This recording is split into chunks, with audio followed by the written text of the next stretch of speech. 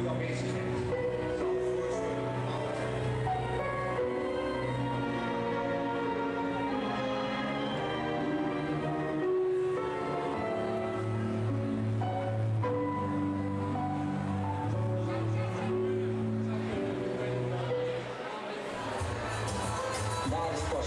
Dat is een post van Major Haddad. Onze post die ligt iets meer naar links. Daar vandaan wordt er nog alles geschoten op onze post, vooral s'avonds. En als wij hier over fourage rijden en er komt er nog een jeep achteraan, dan vinden ze het iets te druk en dan beginnen ze ook nog overdag gewoon op ons te schieten. Maar vooral s'avonds wordt er dus op ons geschoten.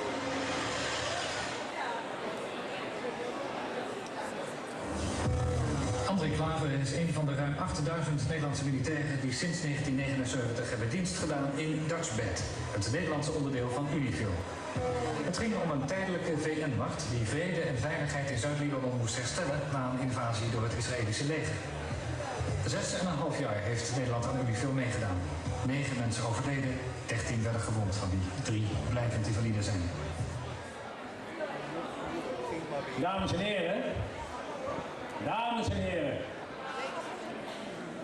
mag ik een ogenblik voor uw aandacht voor een officieel gedeelte. Quite an uncommon start of the King's Day speech. Thank you for your silence. We decided to do it all differently this year because 2016, yes, is an important year.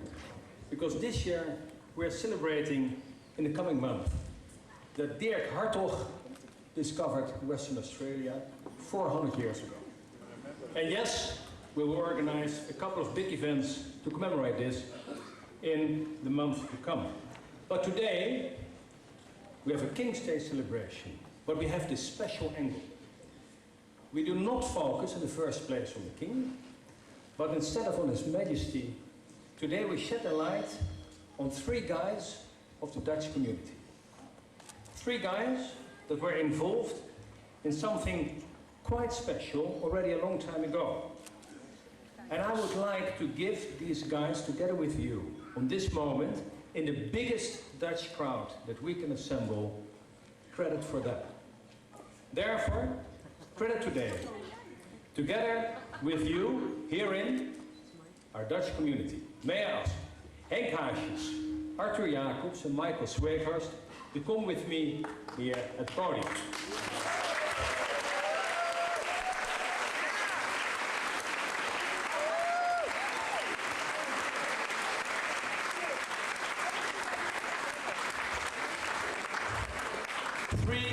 Regular, normal, decent, nice Dutch guys from our Dutch community here in Australia.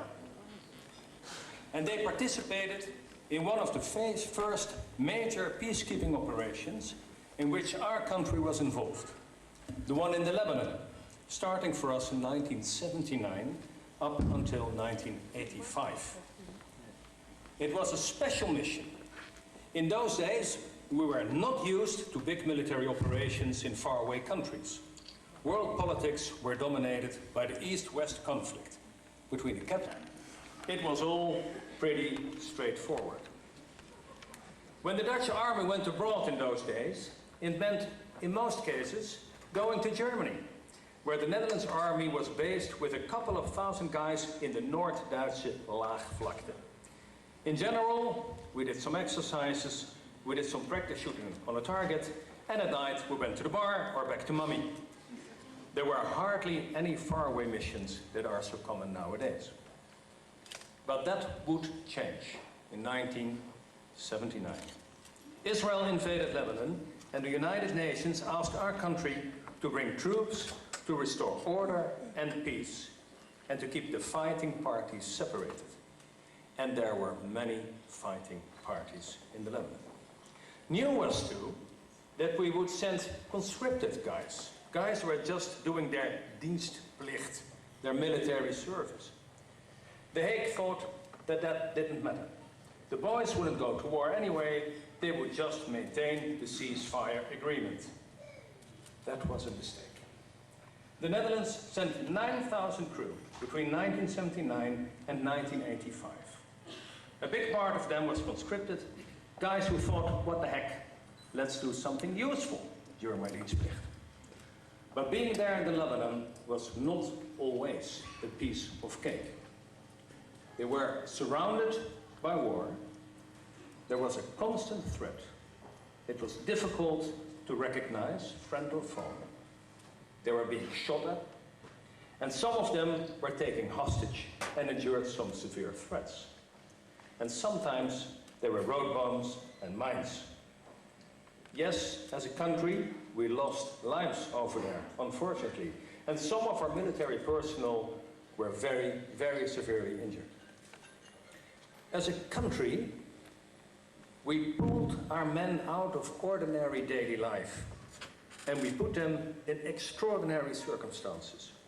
That is what we ask from our soldiers, and that is good, but we must respect it, always. International acclaim came already in 1988 with the Nobelprijs Committee awarding the Nobel Peace Prize for the UN peace enforcing and peacekeeping operations. The Nobel Prize Committee acknowledged with that prize how important these missions were for a safer and better world. And the Nobel Prize Committee particularly appreciated the efforts of the individual serviceman, often with severe threat to his own life. In our own country, however, that appreciation was often severely missed.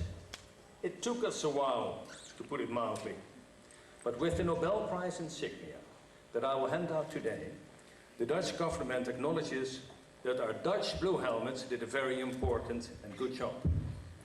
This Nobel Prize insignia, a very small thing, but it's a sign of distinction and of acknowledgement of the special things our blue helmets did in the Lebanon. Credit where credit is due. And for me, personally, I think it's a real honor that I can present this sign of distinction to the men here in the lineup. Right, having said so.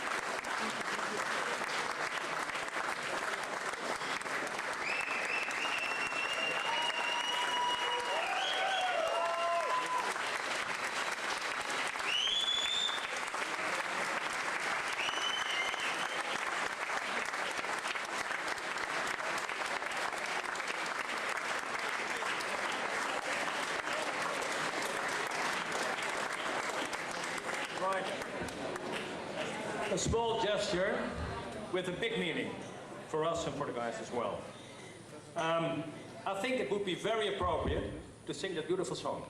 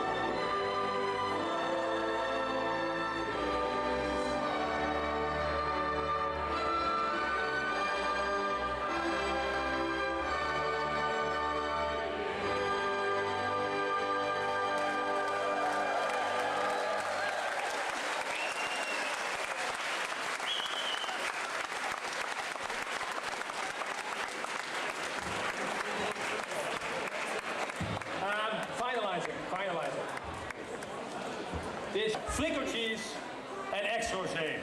Without their help, ladies and gentlemen, these kind of evenings would not be possible.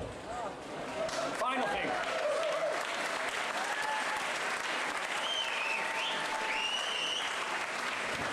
final thing. It is somebody's birthday. To the king.